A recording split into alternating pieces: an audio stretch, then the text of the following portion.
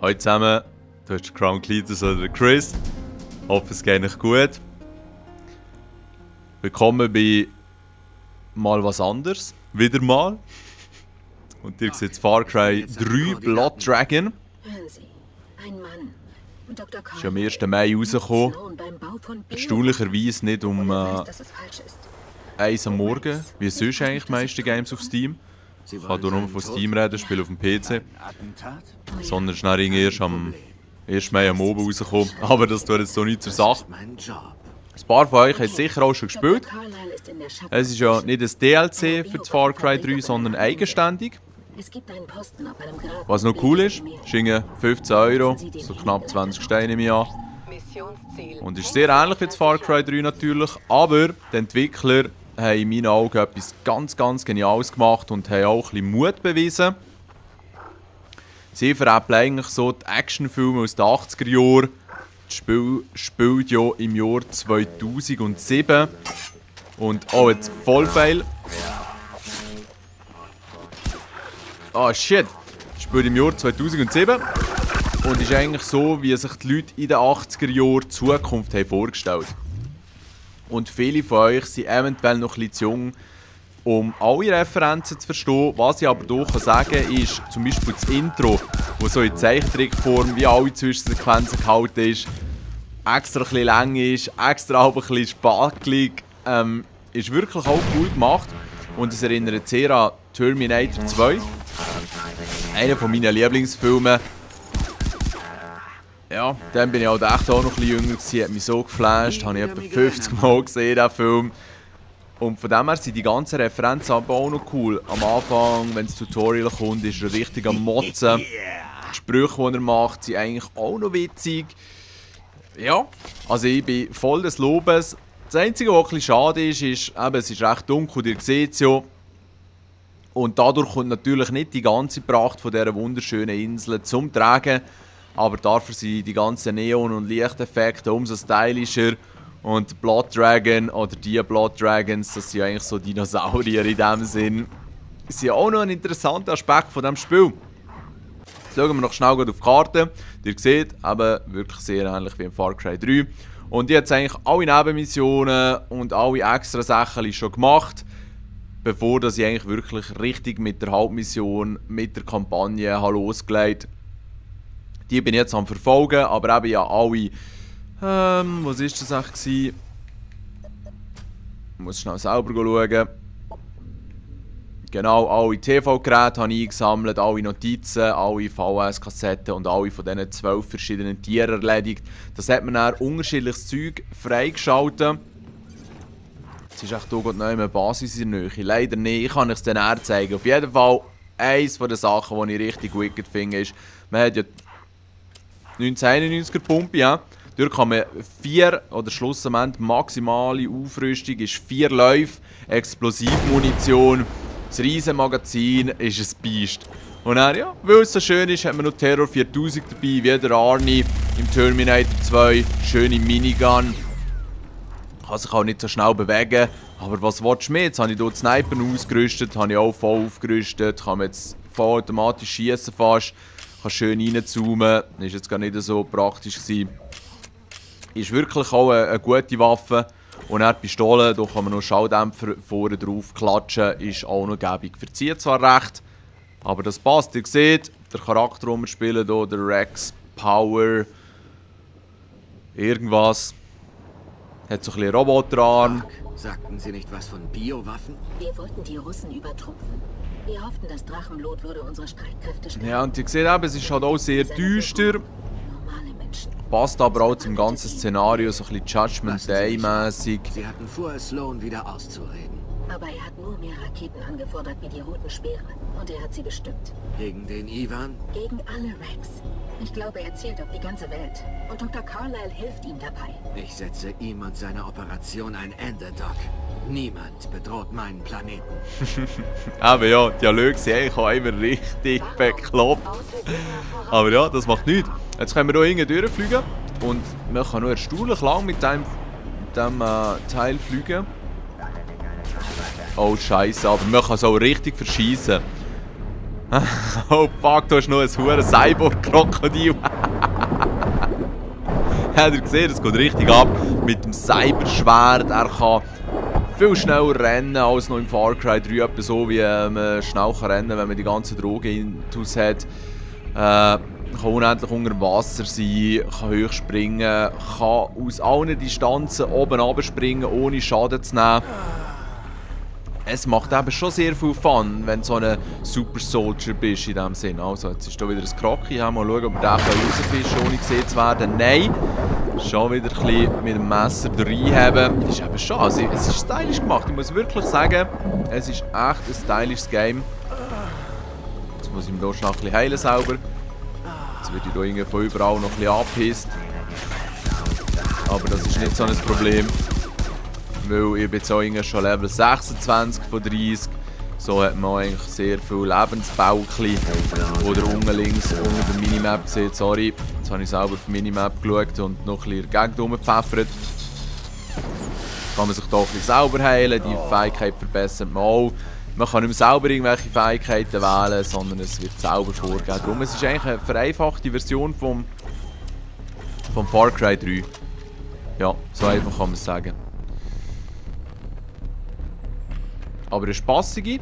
Und neu im Türen hätte ich mir echt auch gewünscht, dass sie hier ein Vollpreisspiel aus dem hätten gemacht, so wie jetzt Far Cry 3, auch irgendwie 30 Stunden Mission, Spielspaß, Missionstour und eben viel Spielspaß, das ist das, was ich auch sagen wollte. Weil ja, der Spielspaß ist auch hier vorhanden. Auch mit dem Herz und so, richtig abgefahrene Ideen.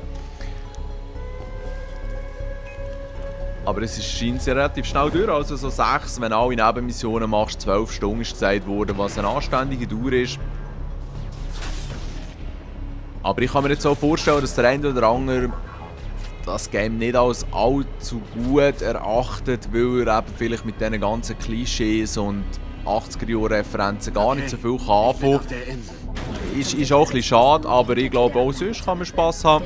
Der Trooper hat ja auf dem Swiss Drivers Kanal Doppel-Takedown, yeah! Auch schon ein bisschen reingespielt, ihr seht ihr sonst auch das Intro. Und die ersten Spielminuten, Link ist in der Beschreibung. Schau, jetzt haben wir hier so einen Verkaufsautomat. Da kann ich euch das schnell zeigen, schnell die Maul ein bisschen aufrüsten, aufstocken besser gesagt. Knete habe ich fast alles für Aufsätze verballert. Das ist noch so eine FAMAS-ähnliche 3-Schuss-Knarre. Ein Sturmgewehr, wo man hier noch einiges aufmotzen, erweitern, verbessern. Aber ihr seht, da habe ich nicht allzu viel gemacht. Hat mir nicht wirklich so viel Spass gemacht. Vor allem zieht sie auch sehr stark auf. Vielleicht bessert das, wenn sie voll aufgerüstet ist. Ja, was ich eben dabei habe, ist hier die Pistole. Weil der Schalldämpfer ist so ein dickes Ding. Das ist eben die einzige Knarre, die einen Schalldämpfer hat. In dem Sinn, hier ist 1991er Pumpe, Vierfachlauf jetzt. Das grosse Magazin, Brandgeschoss, eben ja alles zusammen. Und dann hier Cobra Con, Sniper-Knarre, auch sehr easy, voll aufgerüstet. Der Bogen ist eigentlich schon cool, aber gefällt mir nicht, weil der so stark blau leuchtet. Und der Rest des Games ist ja eher dunkel gehalten und so hat das fast einen kleinen Blendeffekt. Vielleicht ist das wegen meinen Augen oder ich weiß doch auch nicht wieso. Auf jeden Fall hat es mich leider als ein bisschen störend, ja, dünkt. Hat es mich ein bisschen störend auf das Gameplay und auf die Sicht hat es sich dann auch ausgewichen. Ja, ich weiss nicht genau. Schade, brauche ich nicht so. Der Flammenwerfer genau gleich mit dem Far Cry 3, glaube ich. Ist nicht so sinnvoll, ich zünde mich da immer selber an. Und dann hier Terror 4000, die habe ich eben auch dabei. Kann man jetzt nicht erweitern und so, aber die ist auch schon so sehr gut. Jetzt kann ich sonst mal geschwind mit der hier ein bisschen raufziehen. Ah shit, jetzt habe ich hier ein Ablenkungsstein geworfen, was ich eigentlich gar nicht wollte. Achtung, Durchsage. Ich habe versehentlich den Triggercode für Ihre Granaten über die Lautsprecheranlage verbreitet und diverse Granaten gezündet. Ich entschuldige mich bei allen, die verstümmelt oder getötet wurden. Habt ihr das jetzt gehört? Oder wenigstens gelesen? Ultra geil. Achtung, Durchsage. Die Granaten reagieren außerdem auf Friss das. Also, legen wir los. Jetzt hier kann man einfach die Türen drehen. Da kann eigentlich nichts passieren. Jetzt ist er oben drauf, ich weiß nicht, ob ihr ihn seht. Mir ist es gerade ins Auge gestochen, ist glaube ich noch ein Sniper, ja genau. So, ein Sniper war besser gesagt. Und die Animationen beim Nachladen sind auch sehr cool. Und das Beste habe ich euch noch gar nicht gezeigt. Wenn ihr den rechten Stick drückt auf dem Controller, da kommen jetzt gerade einige. Aber der hat es nicht so schnell, dass es hier abgeht. Jetzt können wir hier schön reinfetzen. Alles schon weg. Okay, das war easy. Eben rechter Stick. Auf die Tastatur weiss ich jetzt leider gerade nicht. Drücken, Mittelfinger. Zweimal hintereinander drücken, wechselnde Mittelfinger konstant drücken. Du kannst das ewig lang machen und es bringt dir nichts. Aber hey, hallo, wie geil ist es, dass man das überhaupt machen kann. Coole Sache. Ich kann da einfach reinflöten, ihr seht alle Hünger, der Flammenwerfer-Typ und so, die haben eigentlich keine Chance. Jetzt könnte man denen hier noch das Herz rausreißen. Von denen habe ich aber wieder unten bei Minimap rechts gesehen, schon 99. Mehr kann man gar nicht haben. Mit diesen Herzen kann man eben Blood Dragons, die riesen Dinosaurier, auf eine andere Fährte locken, die sich ablenken. Dann ist es so, dass man aber auch noch ein bisschen Geld bekommt. Beim Ausplündern, wenn ich es jetzt mit einem Stealth-Kill fertig gemacht hätte, hätte ich mittlerweile die Fähigkeit, dass es auch automatisch plündern. Wäre natürlich schon noch chillig. Und ihr seht, die lassen zum Teil noch recht Geld eigentlich zurück. Also es lohnt sich. Und selbst Stier kann man jetzt eigentlich auch hüten für direkt kneten, sehr wenig nur. Aber ja, wenn ihr irgendwie so einen Straußenschwarm durchziehen, vielleicht verdient das Geld, ein bisschen Erfahrungspunkte gibt es glaube ich auch noch. Musik finde ich auch sehr stylisch. Ich weiss nicht, ob einer von euch den Kavinsky kennt, das ist so ein französischer DJ, der so ein bisschen 80er-Jahre-Musik macht. Der Film Drive hat vielleicht einen gesehen oder der andere. Dort sind auch ein paar Songs von ihm. Und ja, das ist sehr ähnlich. Das ist aber ein bisschen mühsam. Ich kann sie nicht immer plündern, aber muss man sich korrekt positionieren, was ich ein bisschen irritierend finde. Aber sonst alles sehr flüssig. Jetzt habt ihr gesehen, jetzt ist dort schon so ein Späßel. Eigentlich hätte jetzt gar nicht so weit müssen. Offensichtlich muss ich dort herziehen. Jetzt mal schnell schauen, woher das da schaut. Irgendwo habe ich jetzt hier einen Tiger gehört. Ah, der ist da unten im Käfig. Genau. Also, aber Stealth ist immer besser. Yeah! Das ist jetzt auch schon eine Fähigkeit. Ihr könnt euch vielleicht noch an Far Cry 3 erinnern, die es gespielt haben. Dort hat man auch aufleveln, bis man dann die Dicke abmessern. Gehen Sie weiter zum Laboreingang. Schnell noch ein bisschen Leben auffüllen. So, genau, jetzt müssen wir hier führen, in dem Fall zum Eingang. Ihr seht, mit dieser Knarre hat man auch Schüsse ohne Ende. Alles easy. Spielen jetzt auf einem normalen Schwierigkeitsgrad. Ist nicht so eine wirkliche Herausforderung, aber ich bin auch schon gestorben. Wenn ich einfach meine, ich der Rambo und kann überall schnell reinziehen. Jetzt zieht euch mal das rein. Das ist ein tiefer Schacht. Ganz geil, ganz geil. Und eben, er nimmt nicht einmal Schaden, das ist so geil, das hat mich beim Far Cry 3 so aufgeregt, dass es gegen Schluss nicht noch Fähigkeiten gegeben, wo man wirklich auch unendlich tiefer jumpen können. Aber das ist halt schon noch ein bisschen realistischer als durch das Fun-Game. Sorge, Doc. Ich stoppe ihn. Das ist eine Rex Colt. Ah, Rex Colt heisst Rex Power Colt, genau. Aber auch immer so debile Sprüche und so. Ja, ich habe mich schon ein paar Mal richtig schön amüsiert. Auch wenn er dann so über Missionen flötet und flucht und motzt, weil sie zu einfach sind oder einfach dumm. Wenn man das Schriftstück muss sammeln muss, flucht er, dass er hoffentlich keine verfickten Federn muss finden muss. Oh shit, da bin ich das letzte Mal, glaube ich, geschlichen. Weil, es ist folgendermaßen der Abschnitt. Habe ich gestern oben schon schnell ein bisschen gespielt, bevor ich dann vor dem PC eingepennt habe. Und man kann nicht zu jedem Zeitpunkt speichern, sondern es sind einfach so Checkpoints und die liegen bei den Missionen zum Teil ziemlich weit voneinander entfernt. Oder eben liegen ein bisschen weit zurück. So ist es besser formuliert. Und rein von dem her muss man gewisse Sachen zweimal machen, wenn man jetzt nicht bis zum nächsten Checkpoint führen mag oder eben zu früh einpennt. Aber ja, ihr seht, ich habe das Game gezockt oder gesuchtet, bis ich eingepennt bin. Das passiert mir auch nicht bei jedem. Ich Bei anderen sage ich ändern, jetzt gehe ich jetzt mal pennen zur späten Stunde. Ah, ihr seht, da hat man oben durch klettern. Schau, der Wichser. Ui, das hat jetzt echt ein bisschen weh gemacht. Die Flamme muss man auch wieder so ein bisschen auszäuseln. Irgendwann habe ich in dem Fall noch so eine Spritze aufgelesen. Mit der heilt es gerade voll, glaube ich, je nach Fähigkeitslevel genau. Und wenn man sich selber muss heilen muss, dann tut es, glaube ich, immer nur 2. Das ist allein der Sicht hier. Oh, der kommt sogar raus, wenn man auf ihn schießt. Okay. Die Reaktionszeit vor Knarre ist natürlich ein bisschen leid. Ah, schau, der hat sogar ein kleines Schwertchen. Ja, aber ja. Es sind alles Cyborgs, von dem her. Ja, muss auch niemand ein schlechtes Gewissen haben, wenn er nicht auf Menschen schießen will. Cyborg-Herz, alles. Jetzt, bevor ich jetzt lange weiter erzähle, ich habe es auf meinem Desktop gespielt. Jetzt muss ich schnell schauen, was ich da eigentlich für Grafikeinstellungen drin habe. Okay, ihr habt es vielleicht ein paar Mal gesehen. Das Falsync wäre vielleicht schon noch easy, weil zwischendurch jetzt die Bilder ein bisschen verschoben. Das Anti-Aliasing ist ja auch nicht drin. Aber mit dieser hohen Auflösung passt das auf jeden Fall. Und von der Qualität habe ich alles ja, auf optimal. Okay. Was könnte ich noch? Ultra auch noch. Mal schnell schauen, wie es dann läuft. Der Laptop ist schon recht am Luftpumpen, rechts oder links neben mir, besser gesagt. Und yeah, es kann sein, dass es nicht mehr so flüssig läuft. Aber das Gute ist schon, dass ich mit dem Elgato aufnehme. So saugt also das Fraps nicht auch noch Power. Ist auch die Mund aufgefüllt. Ah ja, genau. Jetzt hier, wenn man sich ein bisschen geschickt verhalten, kann man die alle silent ausschalten. Das erspart einem das Plündern. Das habe ich auch mit dem Wurfstern genommen. Die sind da irgendwie, die sind am Studieren, ich weiß doch auch nicht.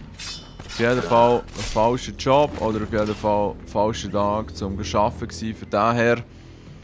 Und es ist schon noch nett, dass sie farblich so herausstechen. Also ich finde das Neonzeug eigentlich schon noch easy. Klar, die Chicks, die heutzutage nur mit Neonfarben bekleidet rumlaufen. Das macht aber fast ein bisschen die Augen weh. Aber jetzt hier in diesem Game passt das gut. Ich hoffe, ich habe mich keiner gesehen. Nein. Die sind alle ein bisschen bling auf den Augen, Tomaten auf den Augen. Was auch immer sie nicht peilen. Ihre Kollegen sterben auf jeden Fall am Laufmeter.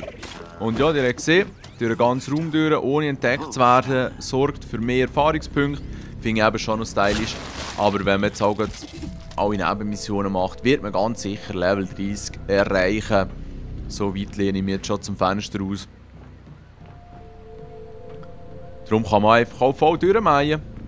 Munition hat es eh auch genug. Jetzt kommen wir hier oben durch, oder was hat es hier mir angezeigt? Yep. Das kann natürlich ein Vorteil sein, weil wenn die sicher so dumm sind und uns gar nicht sehen.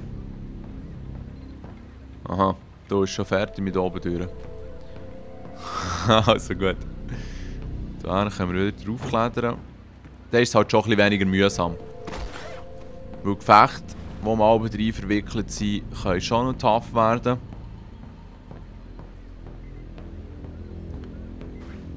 Schieß ihm doch jemand ins Gesicht! Genau. Das habe ich auch noch erlebt, bevor das Lampe von der Träume abgeschwirrt. Jetzt hier strömen sie einfach rein. Ein normales Defense-Szenario. Jetzt muss man 10 Minuten lang. 10 Minuten, wow, das wäre noch lang. 2, hä? Ursprünglich waren es 2 gewesen. Jetzt sind wir schon auf 1,40 gedungen. Überleben. Und er hat sie dann durch Elisabeth, oder wie sie heisst, ich weiss doch nicht einmal mehr, oder Dr. Beautiful oder was auch immer. Bis dann hat sie die Tür aufgemacht. He? Dr. Darling, okay, ich habe gewusst, dass irgend so etwas Abgefahrenes ist. Ist aber eigentlich wieder typisch eben, auch die Namenswahl und so von den Hauptprotagonisten ist schon mit sehr viel Humor gemacht. Ja, yeah, das hat man eventuell noch nicht gesehen. Das ist eben auch noch cool, man kann so schnell hersäckeln, dass man sie noch lange messen kann eigentlich. Jetzt ist hier irgend so eine Feuerkarre. So, ausgefeuert. Gut. Jetzt haben wir nicht einmal eine Minute mehr, wo wir hier durchhalten müssen. Jetzt können wir hier mehrere Takedowns aneinanderreihen. Wow, wow, wow, wow, wow, das sind richtig viele Leute. Halleluja. Hat es noch immer noch einen? Ich muss mal Ding schnell das Feuer ausmachen, würde ich sagen. Ja. Komm schon, löscht das Zeugs. So, jetzt können wir weiterziehen. Das ist schon noch stylisch, dass man so ein Supertier ist, so ein 80er-Jahre-Superheld. Gefällt mir. So, schade, er hat den Wurfstern getroffen, alle nicht. Aber der reihen wir jetzt noch ein paar schöne Kombos an. Yeah. Man kann coole Sachen machen, wirklich. Und auch das Feature mit dem Wurfstern, da ist schon noch Style bewiesen, das muss ich sagen. Okay, ich bin wieder mal on fire vom Schönsten. Oh nein. Jetzt ist genau so ein Moment, wo ich vor lauter Dummheit eventuell abkratze. Ich habe eigentlich gar kein Leben mehr. Mal, schaut, 4 füllt es auf, das ist natürlich stylisch. Hier gibt es auch verschiedene Animationen, sehr anständig. Und ich kann mich dort sogar voll aufpowern, wie ihr seht. Zum dritten Mal 3/4 voll. Und den Rest lohne ich jetzt, weil wir ja auch ein bisschen weiterkommen. Also aiming like a boss, so wie ihr mich kennt. Richtig leid halt. So, komm schon, Bürste. Ah, schade. Aber man kann die sicher auch abmessern. Ja. Get down, nice. Hoffe. Ja, ich muss schauen, dass man den Sound schon ein bisschen gehört pumpen im Hintergrund. Nein, das Problem ist, es gibt nicht wirklich gute Soundeinstellungen, habe ich gemerkt. Es ist möglich, das Master Volume, also die Hauptlautstärke anzupassen, aber auch nicht unterschiedliche Stimmen, Umgebungsgeräusche, Waffengeräusche und dann eben auch die Musik, das ist ein bisschen schade. Aber yeah, es ist sein Geld sowas von wert. Vor allem eben auch die Far Cry 3 gespielt haben, es ist cool, mal mit sich so flink können zu bewegen. Ich wiederhole mich doch ein bisschen, zeigt aber auch, dass ich es wirklich so meine. Und nicht einfach nur irgendetwas vor mir her schwafeln. Wobei, das gibt es zwischendurch schon auch, gerade dann, wenn man ein bisschen in die Action involviert ist. Aber das können ja die meisten von euch, die selber Videos machen, auch. Und für die anderen, glauben wir es, reden und spielen nicht immer easy. So. Oh yeah, jetzt weiss ich es richtig wissen, die Bursten. Jetzt kann ich einfach da mit einem Urstein. Ja, das ist ein cooles Feature. Wirklich cool. Jetzt hier hinten kommt noch so eine Flamey oben runter, genau. Schade. Ja, es ist aber leid. Es wäre eben cool, wenn man von höherer Distanz gleich so einen Finisher-Move machen würde. Ah, der steht noch. Dann machen wir jetzt den Finisher, genau. Okay. Das ist noch etwas Figurätchen hier. Vielleicht wird es jetzt Zeit, mal die dicken Kaliber auszupacken. Jetzt müsst ihr das reinziehen. Okay, das hat nur einer verwirrt. Sprechheit. Hinten auch noch ein bisschen. Vor allem schießt es jetzt auch noch weit. Ich lebe noch. Es sieht nicht so aus. Oder es sieht schlimmer aus, als es ist. Genau. So, komm schon. Das Einzige, was mich einfach stört bei dieser Explosivmunition, Brandmunition, die ihr seht, ich tue mich ja immer selber in den Brand stecken, was auch nicht unbedingt hilft. Und der Explosionsradius ist fast ein bisschen zu gross. Darum habe ich mir auch schon überlegt, die Brandmunition wieder wegzunehmen.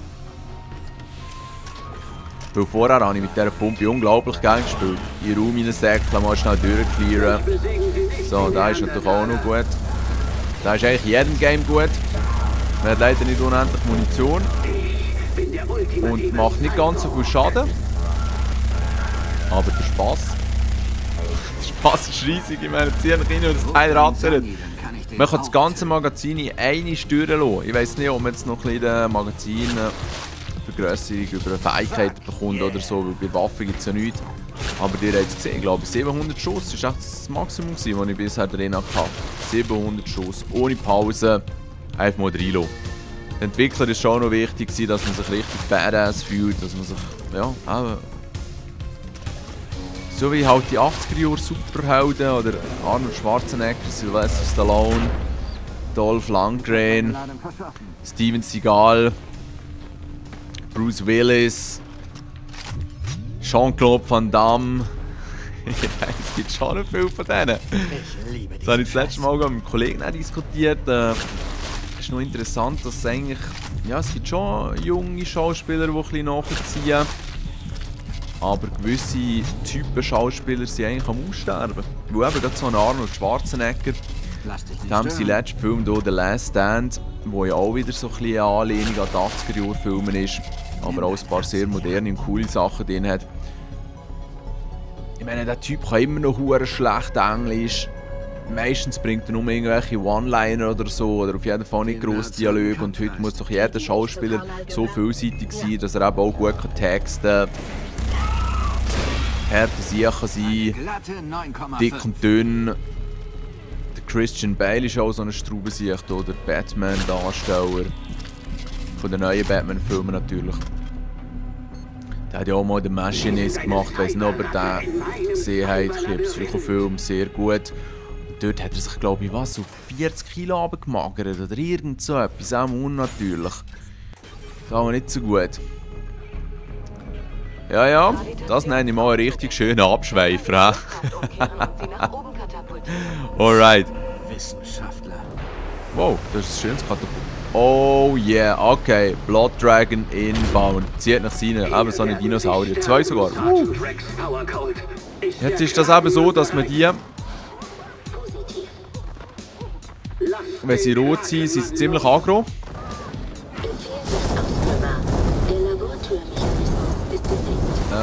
Scheiße. Und man kann sie wirklich nur gut geben, wenn sie auch aufstehen.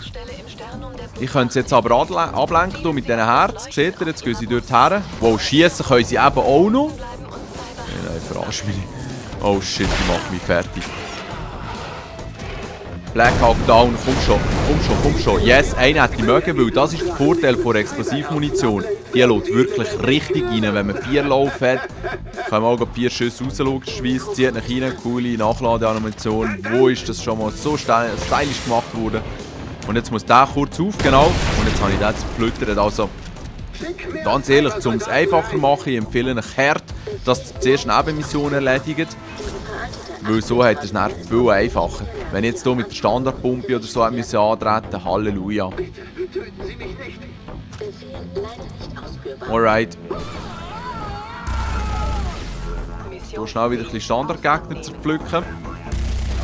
Die sind noch ein bisschen mühsam mit der Brandmunition. Aber nicht sonderlich stark. Die Wissenschaftler sind unsere Kollegen.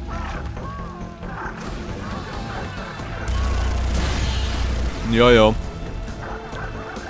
Aber, ihr entscheidet selber, wie schwierig das Game wird. Scheiße. Ah, mal, ich habe mir das Leben gerettet. Wie schwierig das Game wird, indem dass ihr am Anfang überlegt, wollt ihr schnell über die Insel ziehen, ein bisschen Regionen kennenlernen. Oh, sorry, da ist mir rausgerutscht. Und somit das Zeug einsammeln, das ihr braucht, um näher easy weiterzukommen. Oder wollt ihr nicht gerade auf die Hauptmission stürzen, das könnt ihr natürlich auch. Also, ich glaube, wir haben es geschafft, erledigt, nur schnell ein bisschen Leute plündern. Hey, schöne Pause eingenommen. Das ist ein Cyborg, der mal eine Ballerina werden wollte. Alright. Jetzt muss ich schnell auf die Zeit schauen. Wow, jetzt ist schon eine halbe Stunde drauf. Abgefahren. Ja, hoffe, dass ihr gut unterhalten seid worden. Jetzt kommt eventuell eine Zwischensequenz oder so. Oder ist jetzt auch mal irgendein Ladefenster gekommen. Aber ich muss hier, glaube ich, jetzt beenden, weil Wissen ist eine halbe Stunde so zu lang. Sind Sie da? Ein Spitzenplan, Doc. Ich würde Sie ungern verlieren. Ich meine, einen feinen Soldaten wie Sie. Da ist sich etwas am Aufgelesen. Ja, ja, macht's gut. Schönes Wochenende noch. Die sich gefragt haben wegen der Riptide Zombie Bait Edition, wenn dort die Auslösung ist, innerhalb der nächsten Tage. Mehr möchte ich jetzt nicht dazu sagen. Macht's gut. Ciao zusammen.